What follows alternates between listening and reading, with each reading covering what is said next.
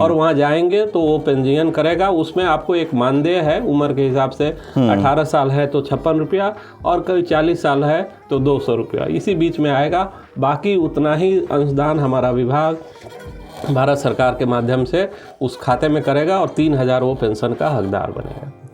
जी sir, बहुत सारी योजनाएं चल रही हैं सरकार की, लेकिन कोई श्रमिक भाई है, इन योजनाओं को अगर एक समय में जानना चाहें कौन कौन सा योजना चल रहा है तो उसके लिए उसको कहाँ जाना होगा? देखिए, नमस्कार, आप इस समय देख रहे हैं लाउड स्पीकर 90 FM और सुन भी रहे हैं loud speaker 90 FM। Loud speaker arrest series में अरेस्ट हुए हैं प्रमोद कुमार जी, जो शिक्षा अधिकारी हैं क्षेत्रीय निदेशालय गोरखपुर, राष्ट्रीय श्रमिक शिक्षा एवं विकास बोर्ड।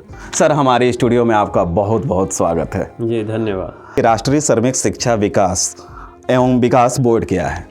देखिए, ये भारत सरकार का श्रम एवं रोजगार मंत्रालय के अंतर्गत काम करने वाला एक विभाग है, जो मूलतः श्रमिकों को आत्मनिर्भर जागरूक करने के लिए, उनको ट्रेनिंग के क्षेत्र में एम्पावर करने के लिए इसकी गठन 16 सितंबर 1958 में की गई थी। उस समय इसका नाम केंद्रीय श्रमिक शिक्षा बोर्ड था और बाद में इसके नाम के साथ दत्तोपंत ठेंगड़ी जी का श्रम क्षेत्र में योगदान को देखते हुए दत्तोपंत ठेंगड़ी राष्ट्रीय श्रमिक शिक्षा एवं विकास बोर्ड किया गया। जी अच्छा सर, इसकी स्थापना कब हुई थी? ये 16 सितंबर 1958 में जब हमारा देश आज़ाद हुआ, उस समय जो हमारे श्रमिक का स्तर था, अनस्किल्ड श्रमिक बहुल क्षेत्र था, फिर उनके लिए बहुत सारी योजनाएं नई नई सरकार कानून बना रही थी। वो हमारा देश पहले जो हमारा औद्योगिक देश नहीं था, कृषि प्रधान देश था, औद्योगिक विकास हो रहा था, तो श्रमिक जो परंपरागत काम से निकल कर के उद्योग में आ रहे थे, वहाँ के माहौल से ढलने और उन नियम कानूनों को सरकार जो बनाती थी औद्योगिक क्षेत्र में काम के दौरान, वो इंडस्ट्रियलिस्ट के द्वारा वो बताया नहीं जाता था। तो उन चीज़ों को उन तक जानकारी देने के लिए एक स्वतंत्र निकाय की ज़रूरत थी, जो उन श्रमिकों के बीच जाकर के ऐसा पाठशाला, ऐसा कार्यक्रम, ऐसा प्रशिक्षण कार्यक्रम आयोजित करे कि जिन योजनाओं का लाभ उनको मिलना चाहिए, जो अधिकार उनके लिए सरकार ने कानूनन दिया है, और जो कार्य शैली में बदलाव, और यहाँ तक कि उनका उत्पादकता में विस्तार, उनका कौशल हुनर में विकास कैसे किया जा सकता है। तो ये एक गैप था, उस गैप को पाटने का काम के लिए ही इस विभाग की स्थापना की गई थी। यानी इसका मूल उद्देश्य यही था? इसका मूल उद्देश्य तो बहुत बड़ा कह सकते हैं कि जागरूकता का कहीं सीमा नहीं है, कहीं अंत नहीं है। उस समय सामाजिक सौहार्द के लिए कहिए, फिर श्रमिकों को आत्मनिर्भरता, महिलाओं के आत्म सम्मान, आत्मनिर्भरता के लिए कार्य क्षेत्र को महिलाओं के अनुकूल बनाने ढालने के लिए, और असंगठित क्षेत्र में बहुत बड़े श्रमिक हमारे थे, जो खेतिहर मजदूर थे, बीड़ी श्रमिक थे, ईंट भट्ठा में काम करने वाले श्रमिक थे, वो तो और भी निम्न सामाजिक दशा में काम करते थे, उनका जीवन स्तर बहुत निम्न था। तो उनको वहाँ स्वास्थ्य के प्रति जागरूक करने के लिए, सफाई स्वच्छता के प्रति जागरूक करने के लिए, बच्चों को शिक्षा के प्रति जागरूक करने के लिए, महिला के साथ लैंगिक भेदभाव नहीं हो, जाति दुराचार नहीं हो, इन सब चीज़ों को जागरूक करने के लिए श्रमिक शिक्षा बोर्ड ने बहुत सतत और निरंतर काम किया है। श्रमिकों के हित में कौन कौन सी योजनाएं चल रही हैं, अगर सर आप थोड़ा जो भी श्रमिक के हित में, आज देखिए हम लोग मूलतः जब हम श्रमिक शिक्षा बोर्ड से कार्यक्रम करते हैं तो मूलतः श्रमिक क्षेत्र को हम लोग 3 क्षेत्र में बांट करके काम करते हैं। एक संगठित क्षेत्र वो हुआ जो इंडस्ट्री में प्राइवेट हो या सरकारी हो या पब्लिक सेक्टर हो, वहाँ काम करते हैं, उनको महीना के आखिरी में एक वेतन मिलता है, तो वो सबसे संगठित क्षेत्र में आते हैं। उनके लिए यूनियन काम करती है, उनके लिए संगठन काम करता है। दूसरा हमारा बहुत बड़ा वर्ग, अगर हमारा आज 50 करोड़ के आसपास का संख्या है, तो उसमें से 6 से 7% श्रमिक ही करीब संगठित क्षेत्र के हैं, बाकी 93% से ज़्यादा श्रमिक असंगठित क्षेत्र के हैं। और उसमें से भी 2 वर्ग है, एक ग्रामीण क्षेत्र में काम करते हैं जो खेतिहर किसान मजदूर हैं, दूसरा असंगठित क्षेत्र में जो दैनिक मजदूर है, ठेका में काम करते हैं, और कहीं शहरी में प्रवासी श्रमिक के रूप में काम करते हैं। तो इन 3 क्षेत्रों में हम लोग अलग अलग योजनाएं सरकार ने बनाई है। संगठित क्षेत्र के लिए जो श्रम कानून है वो है, न्यूनतम मजदूरी अधिनियम है, महिला पुरुष का मजदूरी में भेदभाव नहीं हो, समान पारिश्रमिक अधिनियम है, कार्य का घंटा निर्धारित किया गया है, फिर उनके लिए साप्ताहिक अवकाश का निर्धारण काम काम के दौरान दुर्घटना है तो क्षतिपूर्ति क्या है, उनका पेंशन, उनका पीएफ, ये सब के लिए सरकार ने कानून बनाया। उसमें उनसे भी योगदान और औद्योगिक घराने से भी योगदान लिया जाता है। सरकार भी अंशदान करती है और उन अंशदान से बहुत सारी योजनाएं सरकार चलाती है उनके कल्याण के लिए, उनका आगे प्रशिक्षण के लिए, आत्मनिर्भरता के लिए, उनका कौशल और हुनर विकास के लिए। फिर इसी तरह से ग्रामीण क्षेत्र में भी बहुत सारा मनरेगा का स्कीम है जो उनको 100 दिन काम की गारंटी देता है।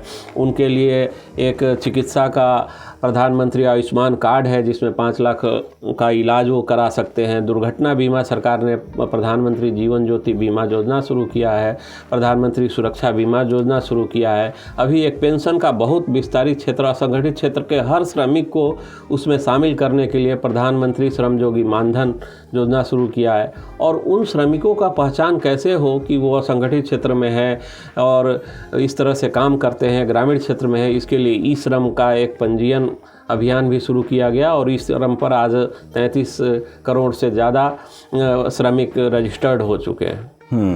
सर, आपका कार्य क्षेत्र कहाँ कहाँ है? देखिए, अगर हम अपने विभाग का कार्य क्षेत्र कहें जो दत्तोपंत ठेंगरी राष्ट्रीय श्रमिक शिक्षा एवं विकास बोर्ड है, तो ये पूरे देश में अपने 50 क्षेत्रीय निदेशालयों के माध्यम से देश का हर जिला में इसकी पहुंच है और हर जिला में हम काम करते हैं। लेकिन कार्यालय हमारा क्या है कि हमारा 50 कार्यालय पूरे देश भर के हर जिले को जोड़ते हैं। अगर हम अपने स्थानीय कार्यालय की बात करें जहाँ से हम आए हैं, क्षेत्रीय निदेशालय गोरखपुर, तो इसके कार्य क्षेत्र में हमारा यूपी का जो पूर्वांचल का कह सकते हैं 17 जिला आता है, जिसमें मुख्यतः गोरखपुर, महाराजगंज, बहराइच, बस्ती, सिद्धार्थनगर, मऊ, आजमगढ़, फैजाबाद, अंबेडकर नगर, संत कबीर नगर, ये सब क्षेत्र है। अच्छा। और यूपी में और भी ऑफिसेज हैं। आपका कानपुर में ऑफिस है, बाकी ज़िले वहाँ से कवर होते हैं। आपका फिर उत्तरांचल में उनको कवर करने के लिए बरेली में ऑफिस है, प्रयागराज में ऑफिस है।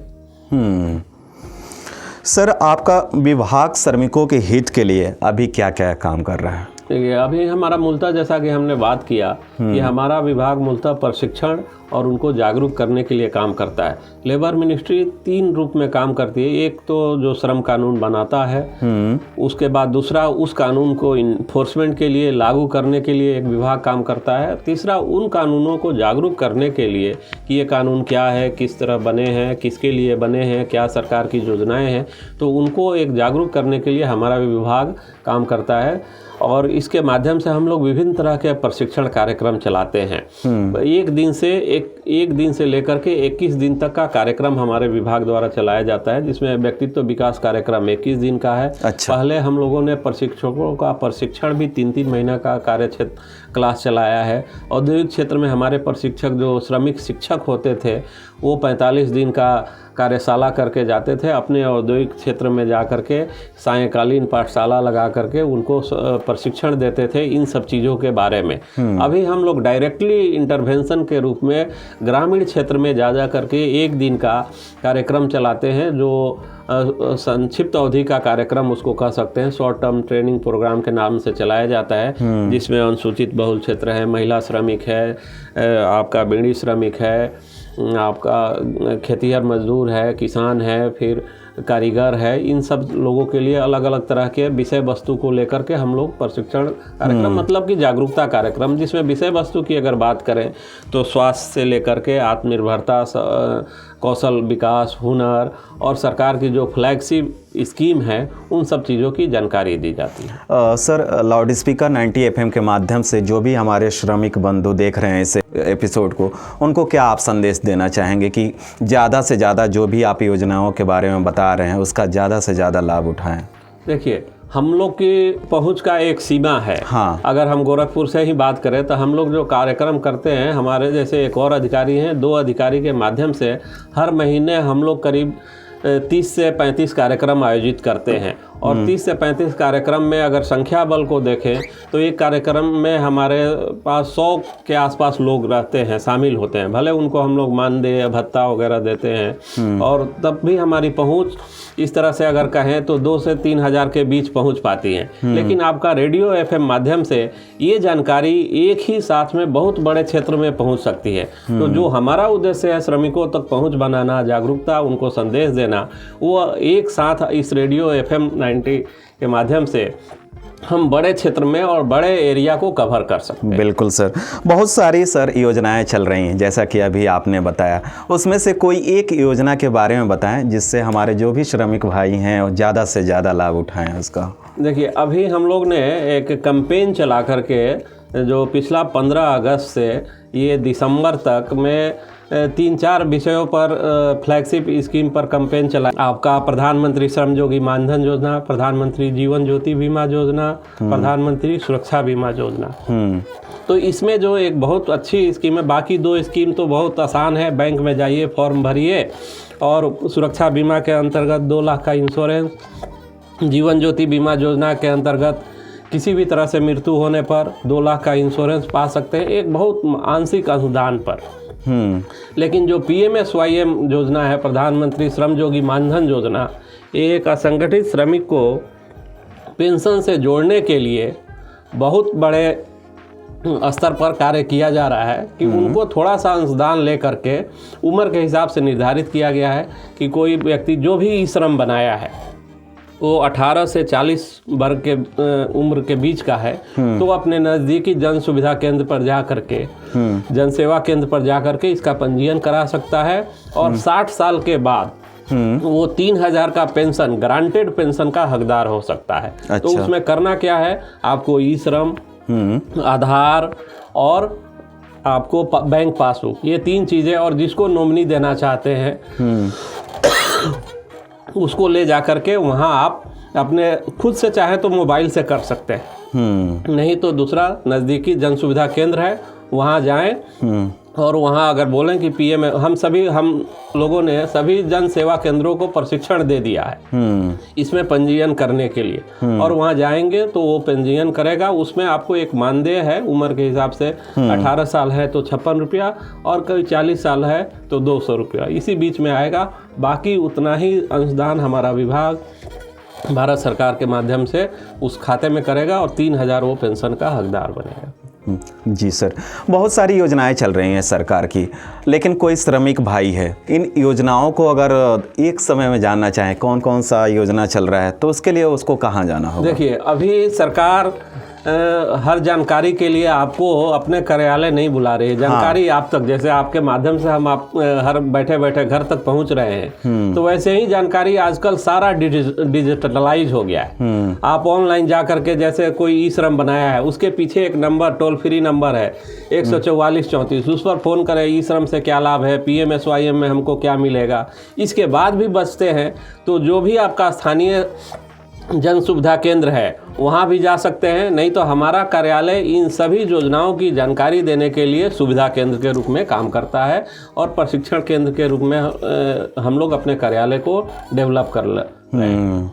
बहुत बहुत धन्यवाद सर हमारे स्टूडियो में आने के लिए और श्रमिक भाइयों के लिए इतनी महत्वपूर्ण जानकारी साझा करने के लिए। जी धन्यवाद। आज के हमारे लाउड स्पीकर अरेस्ट सीरीज में अरेस्ट हुए थे प्रमोद कुमार जी, जो शिक्षा अधिकारी क्षेत्रीय निदेशालय गोरखपुर के थे। आशा करते हैं कि जो भी सर से हमने बातचीत की, श्रमिक भाई काफ़ी नॉलेज मिला होगा कि कौन कौन सी योजनाएं अभी चल रही हैं। अगले फिर किसी एपिसोड में आपसे होगी मुलाकात, तब तक देखते रहिए और सुनते भी रहिए लाउड स्पीकर 90 FM। बजाओ बजाओ जरा झूम के बजाओ। नमस्कार।